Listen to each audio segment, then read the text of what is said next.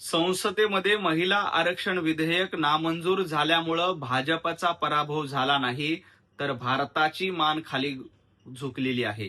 संजय राऊत, तुम्हाला या देशाबद्दल अभिमान वाटत नाही, कारण तुमचं पाकिस्तानचं प्रेम आहे. पंतप्रधान नरेंद्र मोदीजींनी नारी शक्ती वंदन विधेयक आणून महिलांना सन्मान देण्याचा प्रयत्न केला होता, परंतु तो विधेयक नामंजूर करून तुम्ही इथल्या नारी शक्तीचा, मातृशक्तीचा अपमान करण्याचं काम केलं. 2023ला या विधेयकाला तत्वता मान्यता मिळाली होती. हे सोयीस्कर तुम्ही विसरता. त्याची अंमलबजावणी कालच्या विधेयकाने होणार होती. त्याची अंमलबजावणी करण्यासाठी नारी शक्ती वंदन विधेयक आणलं होतं, परंतु तुम्ही त्या विधेयकाची अंमलबजावणी होऊ दिली नाही आणि ते संसदेमध्ये हाणून पाडण्याचा प्रयत्न केला. त्यामुळे जनता आणि नारी शक्ती तुम्हाला धडा शिकवल्याशिवाय राहणार नाही. तुम्ही प्रसार माध्यमांचा वापर कसा करायचा याबद्दल सांगण्याच्या भानगडीत पडू नका. या देशामध्ये महिला शक्तीसारखं महिलांच्या सक्षमीकरणाचं पाऊल टाकणारे विधेयक नामंजूर झाल्यानंतर इथल्या देशवासियांना ते समजून सांगणं गरजेचं होतं. त्यामुळं पंतप्रधान नरेंद्र मोदीजींनी राष्ट्राला उद्देशून संबोधित केलं. संजय राऊत, तुम्हाला पाकिस्तानला उद्देशून संबोधित करायचं असेल तर त्यासाठी शुभेच्छा, कारण भारतामध्ये तुमचं भाषण ऐकायला कोणीही उत्सुक नाहीत. तुम्ही कधीतरी पाकिस्तानला जाऊन संबोधित करा, तिथं तुमचं लोक ऐकतील. पहेलगाममध्ये धर्म विचारून हल्ला झाल्यानंतर भारतीय जनता पार्टी, पंतप्रधान नरेंद्र मोदीजीचं सरकार गप्प बसलं नाही.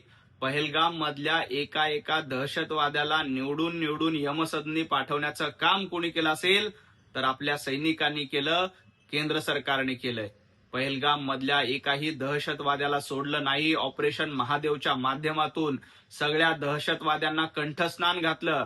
उलट पहेलगाम मध्ये अशा पद्धतीचा धर्म विचारून हल्ला झालाच नव्हता, अशी मुक्ताफळं अनेक लोकांनी काँग्रेसच्या उधळली होती. संजय राऊत, तुम्ही त्यावर मूग गिळून गप्प बसला होतात आणि उत्तर विरुद्ध दक्षिण असा संघर्ष करण्याची भारतीय जनता पार्टीला गरज नाही. उत्तर विरुद्ध दक्षिण हा संघर्ष इंडी आघाडीला करायचा आहे, कारण त्यांना माहिती आहे की दक्षिणेकडील राज्यातील खासदारांची संख्या वाढणार आहे आणि ती वाढल्यामुळं इंडी अलायन्सच्या राहुल गांधींच्या पोटात दुखतंय. त्यामुळंच यांनी या महिला आरक्षण विधेयकाला विरोध केला, डिलिमिटेशन विधेयकाला विरोध केला. परंतु संजय राऊत, लक्षात ठेवा, या देशातली जनता सुज्ञ आहे. तुम्हाला निश्चितपणे चपराक मारल्याशिवाय राहणार नाही. इंडी आघाडीची भेंडी पुन्हा एकदा करपणार आहे. विधान परिषदेच्या एका जागेसाठी आणि ती जागा उद्धवजी ठाकरे यांना मिळावी यासाठी उभाटा गटावर काय वेळ आली आहे बघा. आता काँग्रेस सोबत झुकावं लागतं, काँग्रेस सोबत वाकावं लागतं, काँग्रेस सोबत मुजरा करावा लागतोय. कारण उद्धवजी ठाकरे यांना विधान परिषद हवी असेल तर पुन्हा एकदा सोनियाजी गांधी यांना मुजरा केल्याशिवाय संजय राऊत तुम्हाला विधान परिषद मिळणार नाही.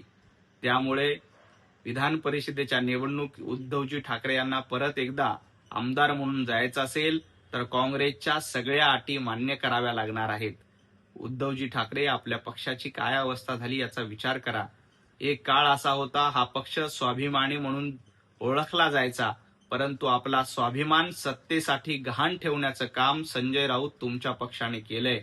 आणि अशा पद्धतीनं जनतेच्या विरोधामध्ये, लाडक्या बहिणीच्या विरोधामध्ये भूमिका घेत राहाल तर येणाऱ्या काळामध्ये तुम्हाला असेच मुजरे दिल्ली समोर करावे लागतील. संजय राऊत, भारतीय जनता पार्टीचा कुठल्याही खानाला विरोध नाही, अफजल खानाला विरोध आहे, हे लक्षात ठेवा. नेतेजी राणी जे बोलतायत ते अफजल खानाच्या पिल्लावळीच्या विरोधात, अफजल खानाच्या वंशावळीच्या विरोधात बोलतायत. जी खान मंडळी या देशासाठी लढतायत, या देशासाठी आपला त्याग करतायत, त्यांचा आम्हाला अभिमान आहे. भारतीय जनता पार्टीची किंवा नेतेजी राणी यांची भूमिका मुस्लिम विरोधी नाही, खान विरोधी नाही, तर अफजल खान विरोधी विचाराबद्दल आहे. तुम्ही मात्र अफजल खानाच्या दाढ्या कुरवाळण्याचं काम करतायत. त्यामुळे तुम्ही खान मंडळीबद्दल फार प्रेमाने बोलू नका. ज्या अफजल खानाच्या वंशावळी या राज्यामध्ये धर्मांतर झालं पाहिजे, या राज्यामध्ये गोहत्या झाल्या पाहिजे, या राज्यामध्ये हिंदू माता भगिनीवर अत्याचार झाले पाहिजे, अशा पद्धतीचे प्रयत्न करतात, अशा खान मंडळीच्या, अफजल खानाच्या वंशजाच्या दाढ्या कुरवण्याचं काम तुमच्याकडनं केलं जातंय. त्यामुळं जनता तुम्हाला निश्चित धडा शिकवेल. पंतप्रधान नरेंद्र मोदींना खोटं बोलण्याचा राष्ट्रीय आजार झाला असं म्हणणाऱ्या संजय राऊतांना इतकंच सांगायचंय, जनतेनं तुम्हाला लुळं पांगळं करून टाकलंय. विधानसभा निवडणूक, महापालिका निवडणुकीत या निवडणुकीमध्ये उभाटा गट लुळा पांगळा करण्याचं काम जनतेने केलंय.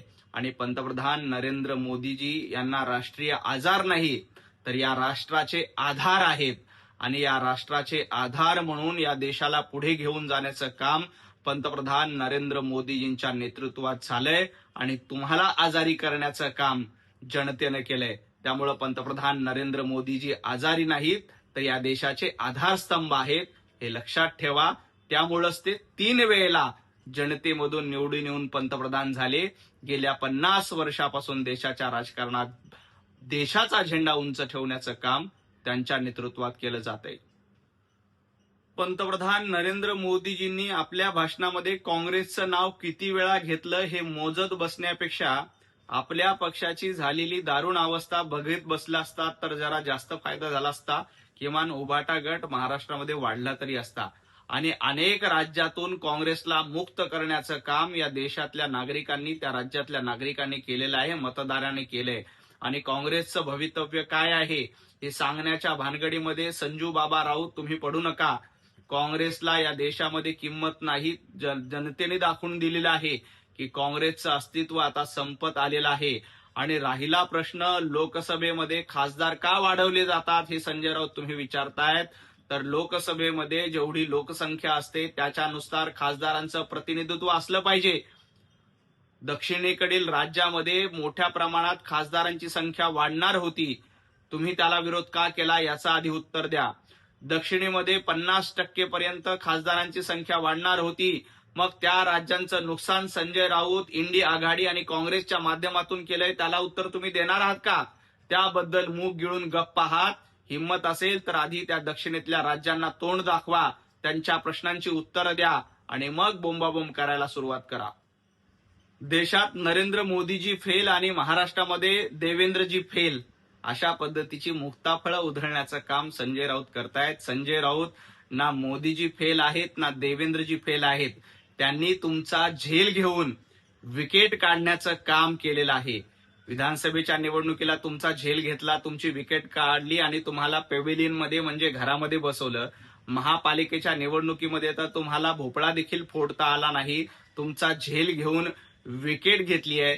त्यामुळे कोण फेल आहे आणि कोण हिरो आहे हे महाराष्ट्रातल्या जनतेला माहित आहे. तुमचा झेल घेऊन तुमची विकेट काढण्याचं काम महाराष्ट्रातल्या जनतेनं केलं हे लक्षात ठेवा. त्यामुळे नरेंद्र मोदीजी, देवेंद्रजी यांचं कर्तृत्व या महाराष्ट्रातल्या जनतेनं, देशातल्या जनतेनं ओळखलं. त्यामुळं एकदा नाही, दोनदा नाही तर 3 वेळा नरेंद्र मोदीजी पंतप्रधान झाले. देवाभाऊ महाराष्ट्राचे मुख्यमंत्री झाले. ते फेल झाले नाही.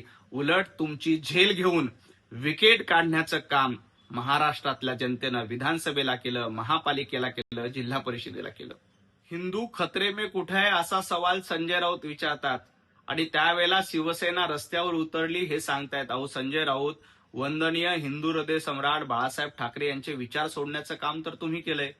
तुम्ही आता दाढ्या कुरवळताय, औरंगजेब फॅन क्लब चालवतायत, अफजल खानाच्या पिल्लावळीला सांभाळतायत आणि तुम्हाला आता हिंदूबद्दल एवढी काळजी यायला लागली. जेव्हा तुम्ही आजान स्पर्धा घेतली होती तेव्हा हिंदूबद्दल काळजी नव्हती. जेव्हा जनाब राऊत स्वतःला म्हणून घेत होता तेव्हा हिंदूबद्दल काळजी नव्हती. जेव्हा बाळासाहेब ठाकरे यांचा जनाब बाळासाहेब ठाकरे असा उल्लेख केला त्यावेळेला तुम्ही मूग गिळून गप्प होता. त्यावेळेला तुम्हाला हिंदूंची काळजी नव्हती. याकूब मेमनच्या केबरीचं सुशोभीकरण करण्याचं काम महाविकास आघाडी सरकारने केलं होतं, तेव्हा तुम्हाला हिंदूबद्दल काळजी नव्हती. महाराष्ट्रामध्ये मोठ्या प्रमाणामध्ये धर्मांतराचे प्रकरण झाले, परंतु उद्धवजी ठाकरे गेल्या 10 दिवसापासून एक पत्रकार परिषद घेतली नाहीत, मूग गिळून गप्प आहेत. टीसीएस सारखं गंभीर प्रकरण झाले असताना देखील उद्धवजी ठाकरे यांच्यामध्ये हिंमत झाली नाही की महाराष्ट्रातलं धर्मांतर आम्ही रोखू, आम्ही रस्त्यावर उतरू. हे म्हणण्याची हिंमत उद्धवजी ठाकरे का करत नाहीत? कारण त्यांना दाढ्या कुरवाळच्यात आणि दाढ्यांची मतं हवीत. त्यामुळं उद्धवजी ठाकरे घरामध्ये बसून आहेत. एक पत्रकार परिषद नाशिकच्या धर्मांतर प्रकरणामध्ये उद्धवजी ठाकरे यांनी घेतली नाहीत.